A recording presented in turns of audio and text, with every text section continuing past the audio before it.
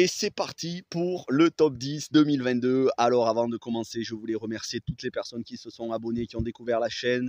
C'est vrai que ces 6 derniers mois, j'ai eu plus d'abonnés que les 2 premières années, donc ça fait très plaisir, c'est motivant. Mais la chaîne ne fait que 2000 abonnés, certes c'est beaucoup, c'est vrai qu'en comparaison d'autres youtubeurs, bon, faut pas trop se comparer, mais en comparaison d'autres youtubeurs, je trouve que ma chaîne n'est pas assez visible. C'est dommage parce qu'il y a beaucoup de contenu, on en est à quasiment presque 800 vidéos. Et donc, voilà, je tenais à remercier tous ceux qui se sont abonnés ces derniers mois, ces dernières semaines, qui commentent les vidéos, qui les attendent. Certains d'entre vous attendent les vidéos. Et ça me fait très plaisir.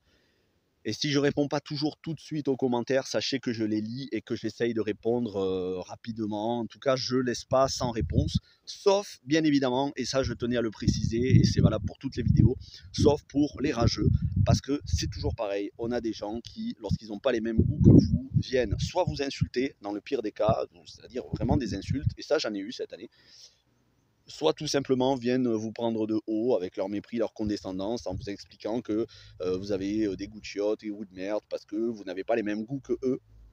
Alors je tiens à le rappeler, ces gens-là ne sont pas le bienvenu sur la chaîne, je les bloque, je supprime leurs commentaires. Ne reste que les gens qui sont polis et respectueux, même si vous avez bien évidemment des goûts cinématographiques et télévisuels en matière de films et séries différents des miens, il n'y a aucun souci. Et vous allez voir que ce top 10, forcément, c'est pas le même que le vôtre et c'est normal. Et il y a même des grosses surprises, vous allez vous dire, mais pourquoi il y a tel ou tel film qui n'est pas dans le top 10 alors qu'il en avait parlé en bien durant sa critique. Sachez d'ailleurs que l'intégralité des films dont je vais parler dans ce top, vous pouvez retrouver des critiques détaillées de chacun de ces films sur la chaîne. Mais voilà, c'est personnel et comment j'ai classé, tout simplement, question de ressenti. Si vous entendez des bruits de voiture, c'est normal, on est dans la nature, mais il y a une route pas très loin. J'espère que ça ne gâchera pas le son. Et comme je vous disais, c'est uniquement une question de ressenti, d'émotion. Et il y a des films qui m'ont touché, qui vont vous laisser peut-être totalement de marbre.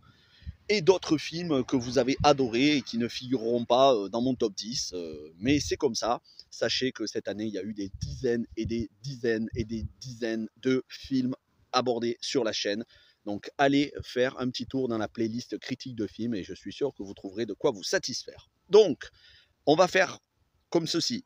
Les 7 premiers films, ensuite les mentions honorables, c'est-à-dire qui auraient pu figurer dans le top 10 ou dans le top 20, et enfin les 3 premiers films, les 3 premières places. Et on commence carrément avec la 10e position, Prey.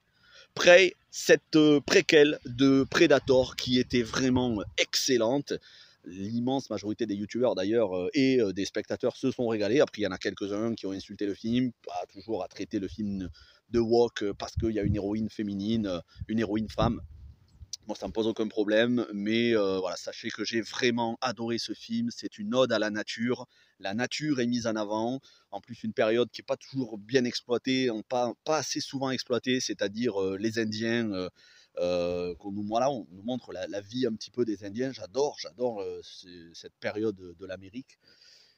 Donc c'est un très bon film avec du suspense, avec des paysages magnifiques. Le Predator est bien mis en avant. Je sais que beaucoup ont détesté le Predator 2018. Moi, je ne l'ai pas détesté, le Predator de Shane Black. Mais celui-ci est clairement supérieur parce qu'on revient à quelque chose de plus brutal, de plus sauvage.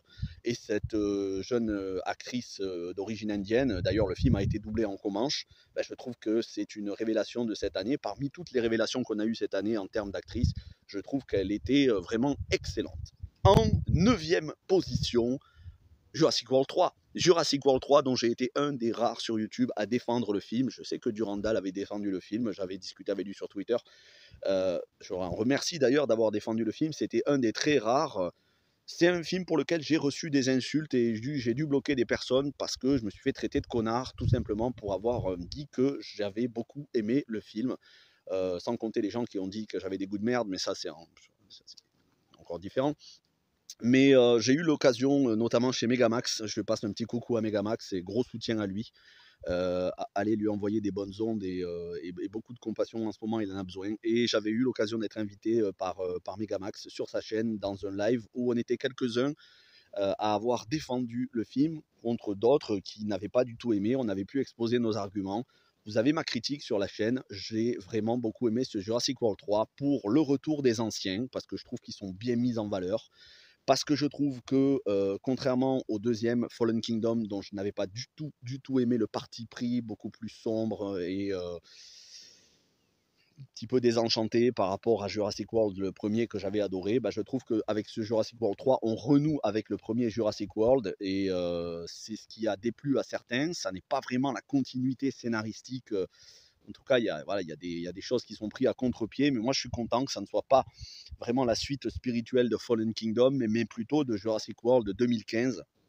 En tout cas, ce Jurassic World 3, le monde d'après, je me suis régalé, que ce soit l'humour qui était bien dosé, l'action qui était vraiment, c'était blindé d'action, tous les acteurs s'entendent bien, il y a une alchimie. Puis voilà, Jeff Goldblum, Sam Neill, Laura Dern, ça fait tellement plaisir de les revoir, surtout le couple Sam Neill, Laura Dern dans le film, ça fait vraiment plaisir de revoir ces héros d'enfance, moi qui ai découvert tous les Jurassic Park au cinéma, donc je me suis vraiment régalé. Ensuite, en 8e position, Black Adam. Alors Black Adam, c'est la fin du DCEU, du DC Comics Extended Universe. Vous avez ma critique, hein, je l'ai fait au mois d'octobre quand le film est sorti, je suis allé le voir au cinéma. Pour moi, c'était le film de la dernière chance, c'était inespéré, je n'attendais plus rien du tout de la part du DC Comics Extended Universe, et le film m'a agréablement surpris. Alors, ça a été un échec au box-office. Il s'est pris certaines critiques, il s'est fait descendre.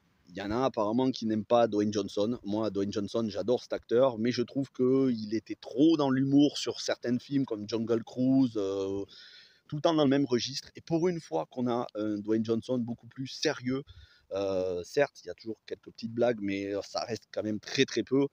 Bah, je trouve qu'il envoyait du lourd en termes de charisme, que c'était bien filmé, qu'il y avait de l'émotion avec le personnage de Dr. Fate joué par Pierce Brosnan.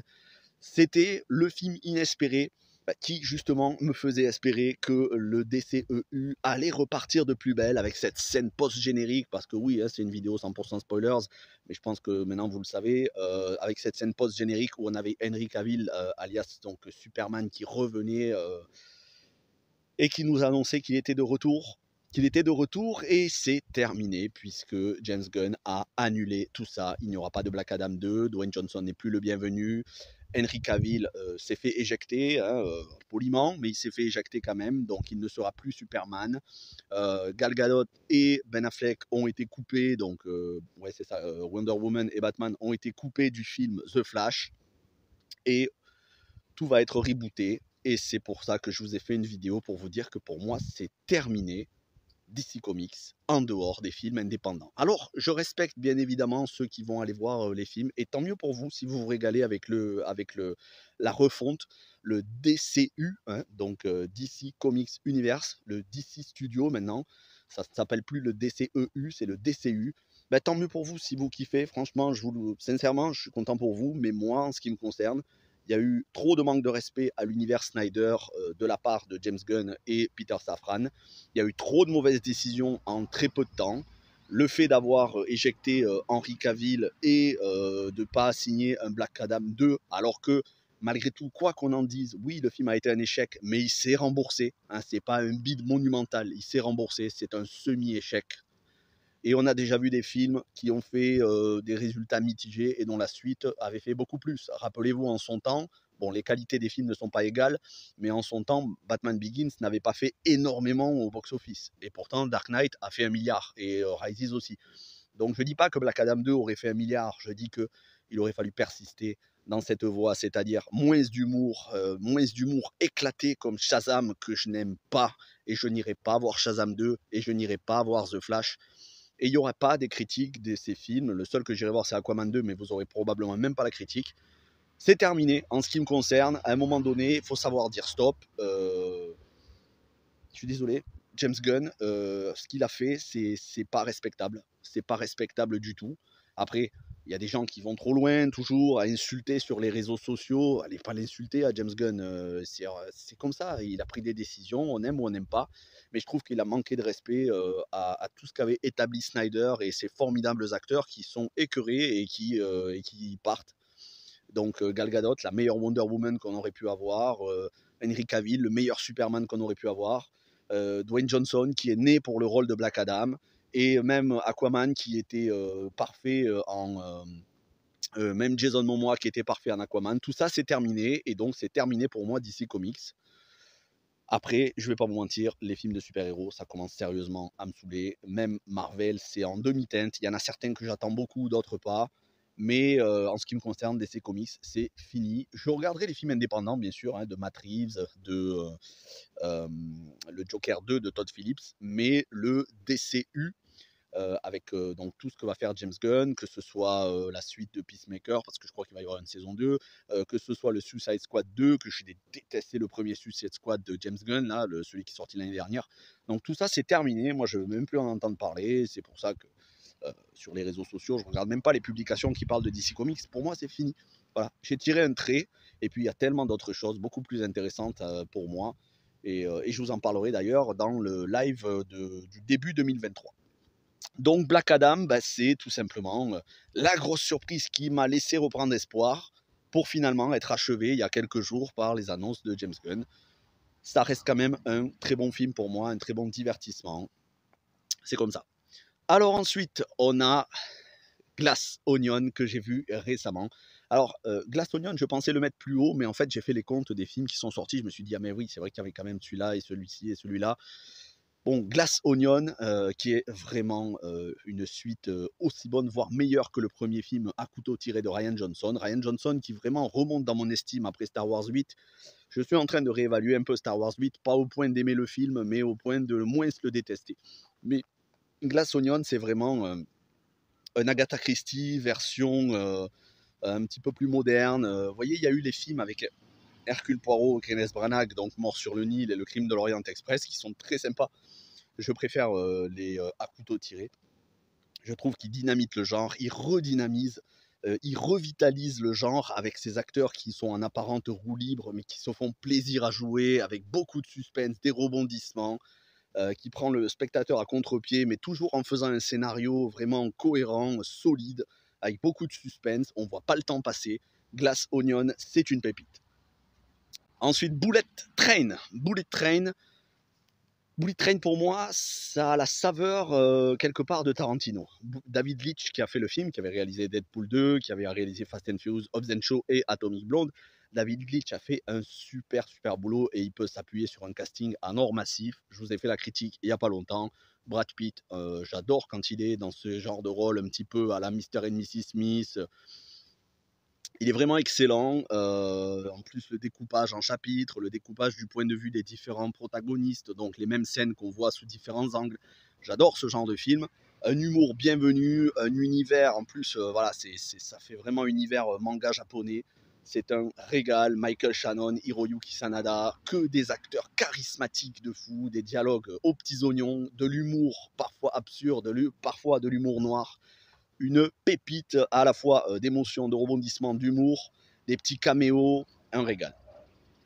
Black Panther 2. Black Panther 2 qui a été un très gros coup de cœur, je m'y attendais pas, en même temps j'en attendais pas grand chose des Marvel, c'est vrai que cette phase 4 m'a beaucoup déçu, tant en film qu'en série, mais encore plus en série. D'ailleurs en 2023 je vous ferai ma vidéo de bilan sur la phase 4, j'ai pas eu le temps de la faire avant, hein, m'en voulez pas.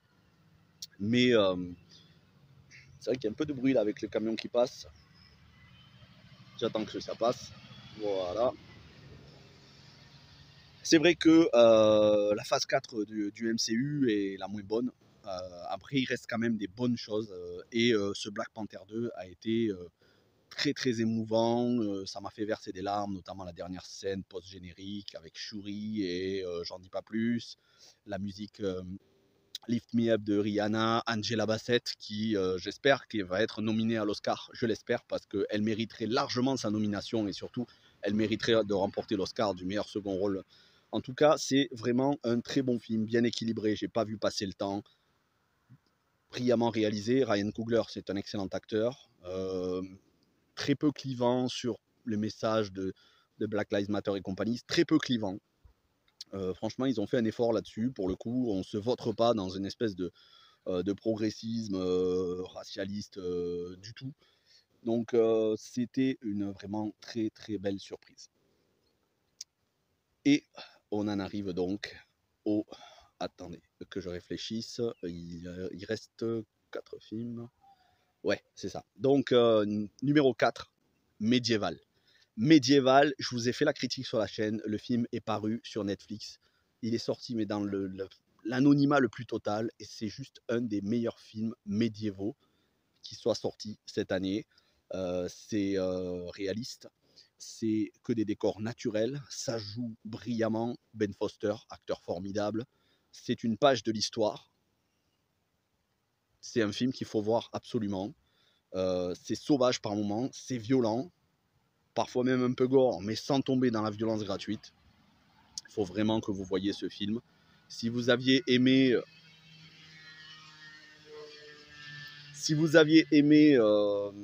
Kingdom of Heaven de Ridley Scott, tout ce genre de film, regardez Médiéval, la véritable histoire de Jan Žižka, de Jan Žižka. C'est vraiment un grand film, un très grand film qui, à un moment donné, était dans mon top 2, top 3, mais je dois me rendre à l'évidence. On va passer au top 3, mais juste avant, les mentions honorables. Les mentions honorables, on a The Batman de Matt Reeves, qui est le premier film que je suis retourné au cinéma voir, parce qu'avant ça, il y avait le pass, et tant qu'il y avait le pass, j'y allais pas. Donc c'est le premier film que je suis allé voir cette année 2022. Et c'est vrai que c'est un excellent film, peut-être un petit peu long, mais en tout cas, c'est vraiment un excellent film. En dehors de ça, on a eu Pinocchio de Guillermo del Toro récemment, qui est un chef-d'œuvre d'émotion en stop motion. C'est brillamment réalisé. On sent que c'est des thématiques qui sont chères à Guillermo del Toro. On a eu Ambulance de Michael Bay, qui était un blockbuster comme c'est les faire Michael Bay, assez jouissif dans l'action. C'était voilà, le festival de pyrotechnie, comme il sait en faire, à la manière un petit peu des Bad Boys. Après, il doit y avoir d'autres films probablement que j'oublie, dont j'oublie de vous parler. Ah oui, Le Samaritain, je sais, ça aussi c'est un film qui a pris des sales critiques, mais Le Samaritain avec Sylvester Stallone, qui est pour moi une mention honorable. À un temps, il était dans mon top 10, il y a encore quelques mois, avant que ces dernières semaines, je rajoute pas mal de films, comme ceux que vous allez voir.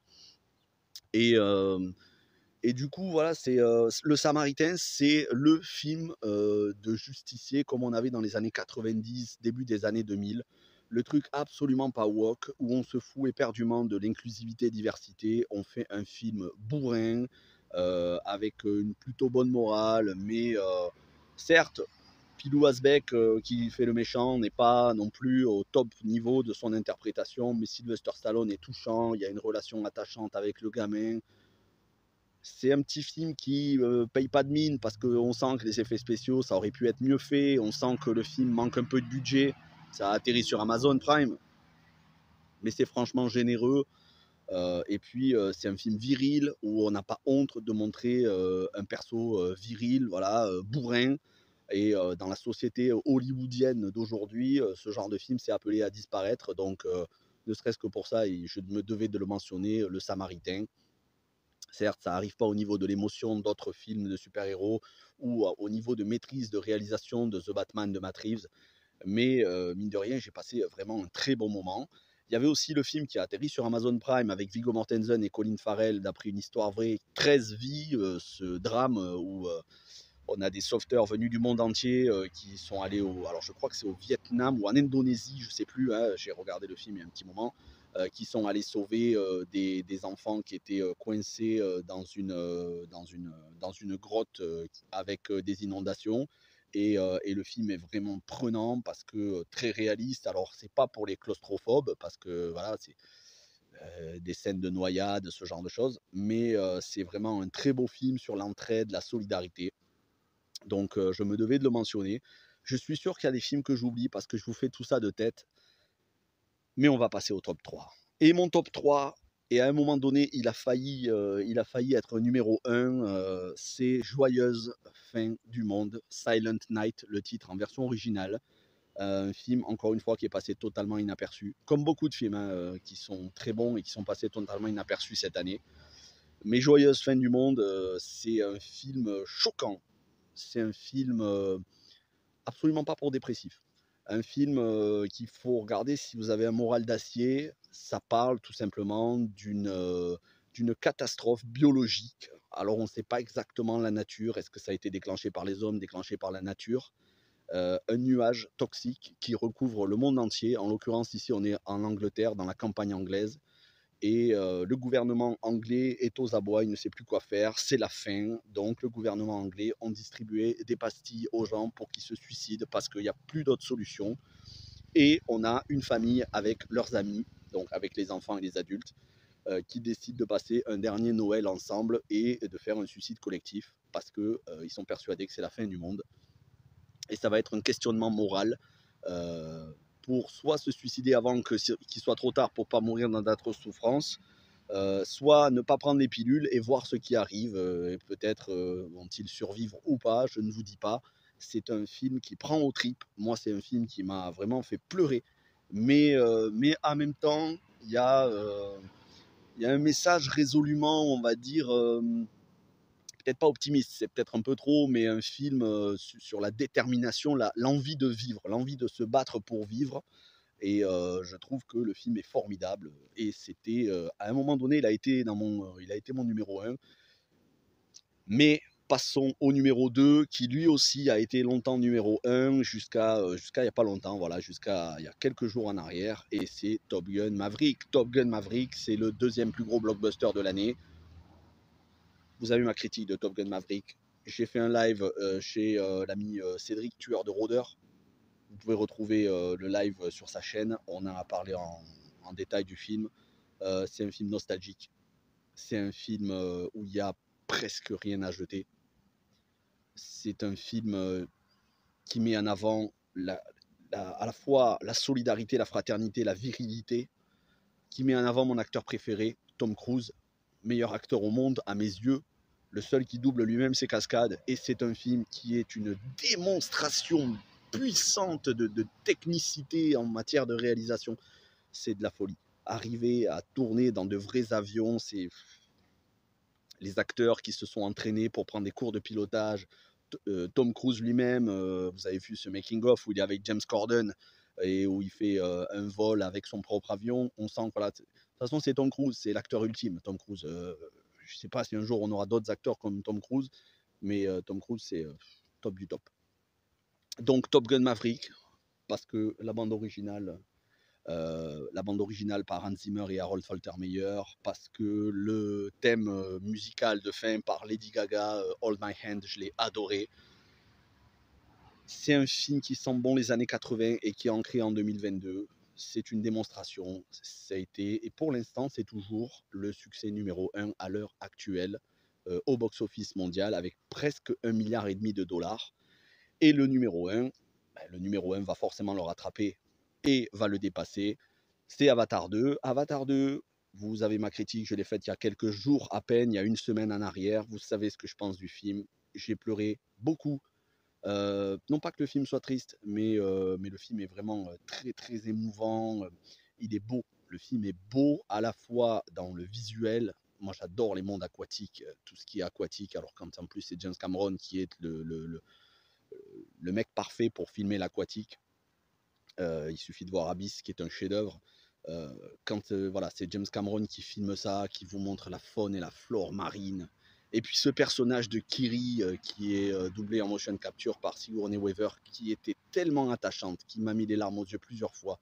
Je n'ai pas vu les 3 heures, presque 3 heures et quart que dure le film, je ne les ai pas vus passer. J'ai qu'une hâte, c'est de retourner voir le film. C'est un film généreux. Et surtout, moi qui n'avais pas aimé Avatar 1, où j'avais été très déçu, ben, ça m'a donné l'envie de redécouvrir Avatar 1 et de réévaluer à la hausse le premier film, sachant que ce deuxième, hein, c'est un chef-d'œuvre. Le premier, pour moi, était un chef-d'œuvre visuel, mais au niveau du scénar, ça ne m'avait pas du tout touché.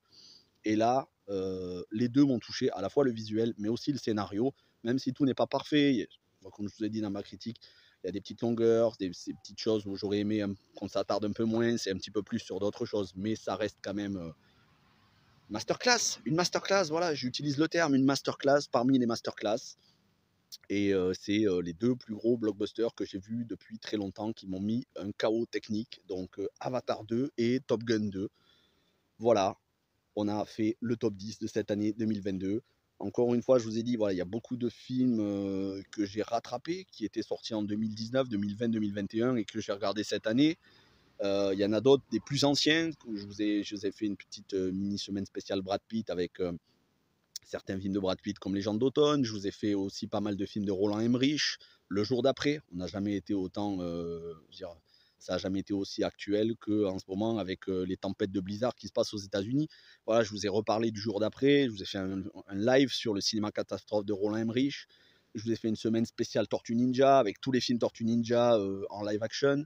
Je vous ai fait une mini-semaine univers de Conan le Barbare. Il y a énormément de films que j'ai traités et il y a beaucoup de films où j'ai pris un énorme plaisir, soit à les découvrir, soit à les revoir, revoir pour certains.